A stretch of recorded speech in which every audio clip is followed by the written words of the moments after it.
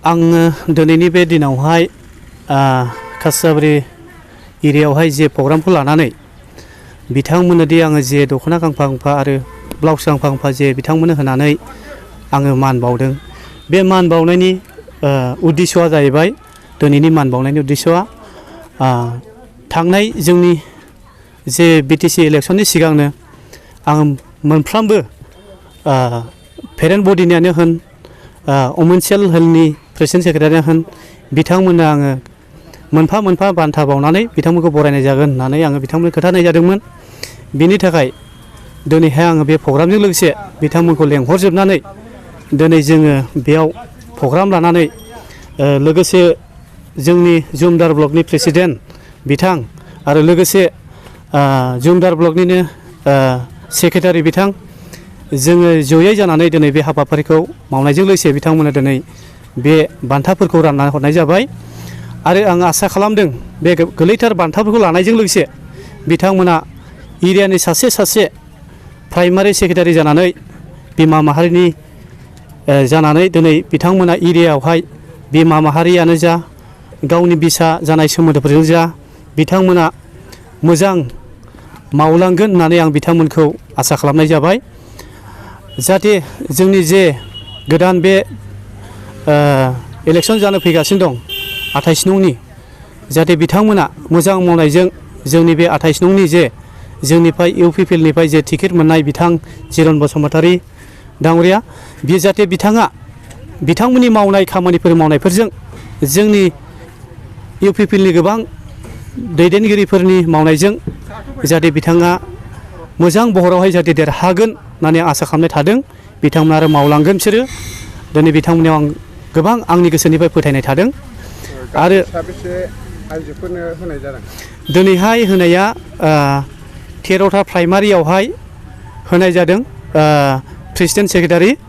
टटेल मानि primary secretary 26था जाबाय आरो लोगोसे ब्लकनि प्रेसिडेन्ट सेक्रेटारि बिथांमोननोबो होनाय जाबाय।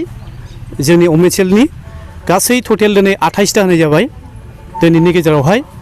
आरो लोगोसे जोंहा बाखि दंबावो पेरेन्ट बडिनि जे सेक्रेटारि बिथांमोननोबो साइकेल गंफा गंफा आरो गस्ला गांफा गांफा आरो आर'नाइ गांफा गांफा होनानै बिथांमोनखौ बरायबावगोन होननानै आङो जे आसा होदों, बे आसाखौबो आङो थाबैनो आङो होगोन होननानै आरो बिथांमोनखौ मान बावगोन होननानै आङो सेस्था खालामगासिनो दं।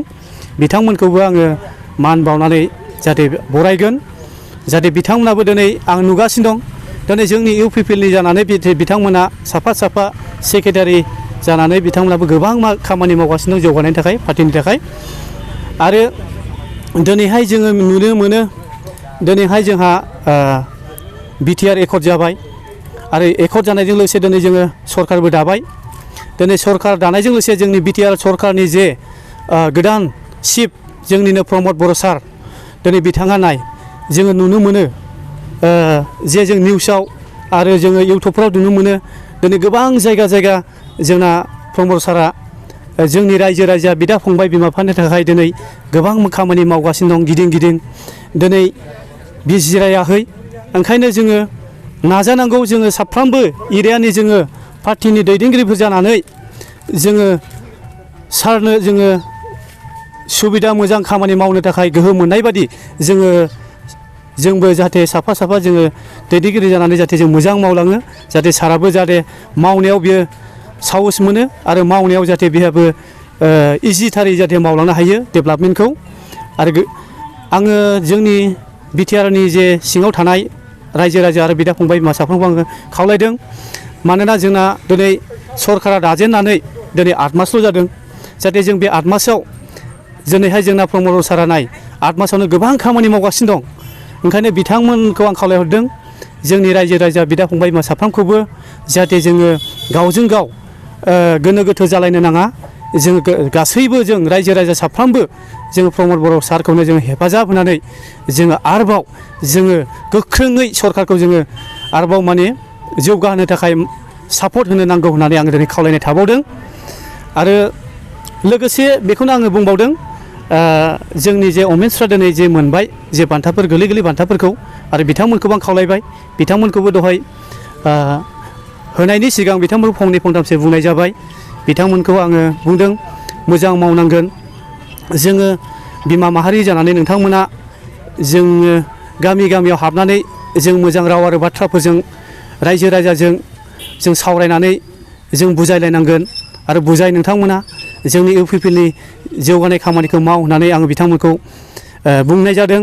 आरो जोंनि बे बोसोरब्रै दङ, बोसोरब्रै 4 मास दङ जोंना सरकारा दाबो। बे बोसोरब्रैनि जे 2025आव जे इलेक्सन जानो फैगासिनो दं, बे इलेक्सननि सिगां सिगां आरो बिथांमोननो आङो मोजां बान्था होबावगोन नोंथांमोननो आंनिफ्राय होननानै आं बिथांमोननो खोथा होनाय जाबावदों। ओंखायनो आङो बिथांमोनखौहाय आं दिनै फोथायनायजों आरो खावलायनायजों बिथांमोनाव आं फोथायनाय थाबाय, बिथांमोना मावलांगोन होननानै आसा खालामनानै आं आंनि बुंनांगौआ बेयावनो दोनथ'बाय। दिनै 13 तारिख अक्ट'बर, बे अक्ट'बर दिनावहाय दिनै मोनसे गिदिर जोंनि ब्लकनि गेजेराव मोनसे सासे डनार ओंखारदों। बिथाङा जाहैबाय बाले बसुमतारी, अबेदानि चन्दन बसुमतारी बिथांनि नामा। बिथाङा जाहैबाय सेन्ट्रेलनि अर्गेनाइजेसन सेक्रेटारि। बिथाङा बिनि आगोलबो जोंनि प्राइमारि 10टा प्राइमारिनि प्रेसिडेन्ट सेक्रेटारिनो 12टा प्राइमारिनो प्रेसिडेन्टनो 12टा साइकेल होखांखाबाय। बिनिखायनो जोङो ब्लकनिफ्राय जानाय बेखौ धन्यबाद होदों। दिनैबो बेबादिनो उद्योग लानानै आगोल खोथा होनाय मथे दिनै बियो उइमेन सेलनोबो मोनफा होगोन होननानै दिनै बिथाङा दिनै जोंनि ब्लकआव जन्द ब्लकआवहाय जोंनि इउपिपिएलनि दैदेनगिरि जोंनि बिमा माहारि तथा उइमेन सेलनि प्रेसिडेन्ट सेक्रेटारिनो गांफा आवार्ड गुबै दखना आरो लोगोसे ब्लाउस होफादों आरो लोगोसे बिथांमोनखौ मान बावनानै जों दिनै बिथाङा होदों। बेनि थाखाय जोङो ब्लकनिफ्राय धन्यबाद होयो। जों आसा खालामदों बेबादिनो हयथ' बिथाङा बिदि उत्साह होबाय थानायजों जोंनि कर्मिफोरा हयथ' मोजाङै सायाव मोजां खामानिखौ मावलांगोन होननानै जोङो आसा खालामदों। मानोना जोङो थोजासे बिमा माहारिनो होनो हाया, बेनिखायनो बिथाङा दिनै बिमा माहारिखौ अननानै जे उद्यगखौ लानानै दिनै दख'नाखौ दानो होदों। बेनि थाखायनो जोंनि जमदो ब्लकनिफ्राय बिथांखौ रोजा रोजा धन्यबाद।